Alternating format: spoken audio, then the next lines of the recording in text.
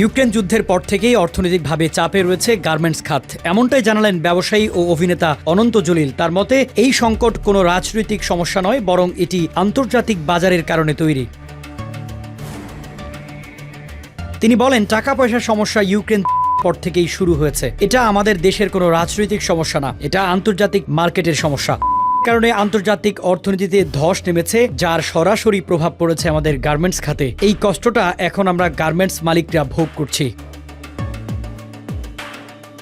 তিনি উল্লেখ করেন, 2023 সালের ডিসেম্বরে হঠাৎ করে গার্মেন্টস খাতে 54% থেকে 60% পর্যন্ত বেতন বেড়ে যায়। একই সময়ে গ্যাসের দাম ইউনিট প্রতি 12 টাকা থেকে বেড়ে 32 টাকা 50 পয়সায় দাঁড়ায়। সরকার দায়িত্বশীলতার পরিচয় দিয়ে শ্রমিকদের বেতন বাড়িয়েছে, গ্যাসের দামও আন্তর্জাতিক বাজারের সঙ্গে মিল রেখে সমন্বয় করেছে। আমি বলবো এটা ওয়ার্কারদের জন্য ঠিক সিদ্ধান্ত, কিন্তু মালিকেরা কোথা থেকে এই অতিরিক্ত টাকা যোগাবে সেই প্রশ্নের উত্তর নেই।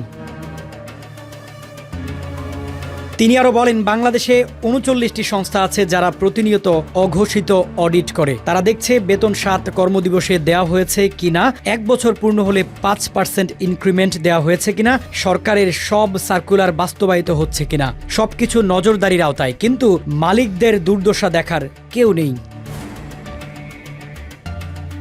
তিনি দাবি করেন, প্যান্ডেমিক থেকে এখন পর্যন্ত গার্মেন্টস পণ্যের দাম গড়ে 30% কমে গেছে, অথচ শ্রমিকদের বেতন বেড়েছে প্রায় 70%। তাহলে মালিকরা এই সমন্বয় কোথায় করবে? এই সমন্বয় করার জন্য একটি বোর্ড প্রয়োজন, যেটি বিজিএমই এর মধ্যেও নেই।